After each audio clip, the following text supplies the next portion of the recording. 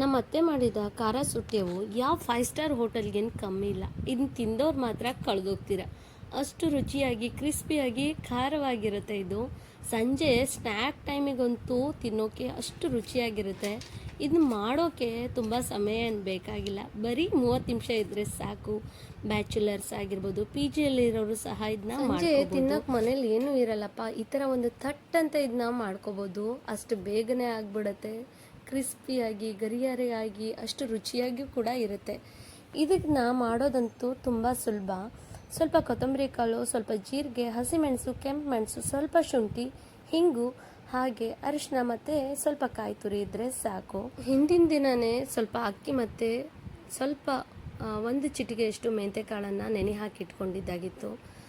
ಈ ನೆನೆ ಹಾಕಿ ಇಟ್ಕೊಂಡಿರೋಂಥ ಅಕ್ಕಿ ಮತ್ತು ಮೆಂತೆಕಾಳು ಜೊತೆಗೆ ಈ ಮಿಶ್ರಣವನ್ನೆಲ್ಲ ಸೇರಿಸಿ ಚೆನ್ನಾಗಿ ರುಬ್ಕೋಬೇಕಾಗತ್ತೆ.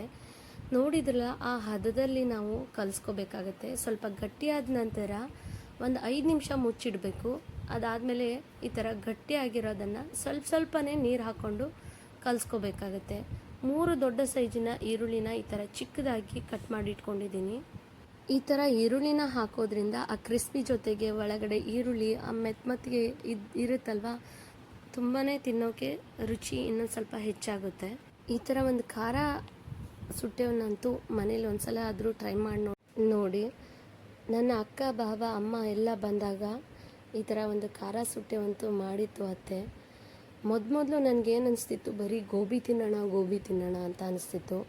ಗೋಬಿ ಬದಲಾಗಿ ಆಲ್ಟರ್ನೇಟ್ ಆಗಿ ಈ ಥರ ಒಂದು ಖಾರ ಸುಟ್ಟೆವು ಮಾಡಿ ತಿಂದರೆ ಮಾತ್ರ ಹೆಲ್ದಿಯಾಗಿಯೂ ಇರ್ತೀವಿ, ಯಾವುದೇ ರೀತಿ ಕೆಮಿಕಲ್ ಕೂಡ ಇರೋದಿಲ್ಲ. ಮನೆಯಲ್ಲೇ ಮಾಡಿದಂಥ ಖಾರ ಸುಟ್ಟೆವು ನಿಜವಾಗ್ಲೂ ಹೇಳ್ತೀನಿ, ತುಂಬ ರುಚಿಯಾಗಿರುತ್ತೆ.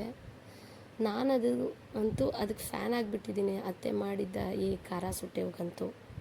ಮತ್ತೆ ಮಾಡಿಸ್ಕೊಂಡು ತಿಂತೀನಿ. ನೋಡ್ತಿರ್ಬೋದು, ಮೇಲ್ಗಡೆಯಿಂದ ಆ ಕ್ರಿಸ್ಪಿ, ಒಳಗಡೆಯಿಂದ ಆ ಸಾಫ್ಟು, ಮಧ್ಯೆ ಹೆಚ್ಚಿರೋಂಥ ಈರುಳ್ಳಿ ಎಷ್ಟು ರುಚಿಯಾಗಿರುತ್ತೆ ಅಂದರೆ ತಿನ್ನೋಕೆ. ಮಕ್ಕಳಂತೂ ಸಿಕ್ಕಾಪಟ್ಟೆ ಕಾಯ್ತಾ ಇದ್ರು ಯಾವಾಗ ಬರುತ್ತೆ ಏನೋ ಅಂತ ಅಂದು. ಸೊ ನೋಡ್ತಿರ್ಬೋದು, ಫುಲ್ ತಿಂದು ಎಂಜಾಯ್ ಮಾಡಿದರು.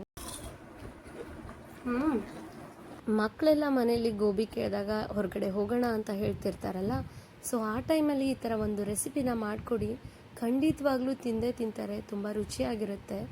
ಸೊ ನಿಮ್ಮೆಲ್ಲರಿಗೂ ಇದೊಂದು ರೆಸಿಪಿ ಇಷ್ಟ ಆಗಿರುತ್ತೆ ಅಂದ್ಕೊಳ್ತೀನಿ. ಇಷ್ಟ ಆದರೆ ಒಂದು ಲೈಕು, ಶೇರು ಹಾಗೆ ಕಮೆಂಟ್ ಮೂಲಕ ನಿಮ್ಮ ಅನಿಸಿಕೆಗಳನ್ನು ತಿಳಿಸ್ಬೋದು. Thank you for watching.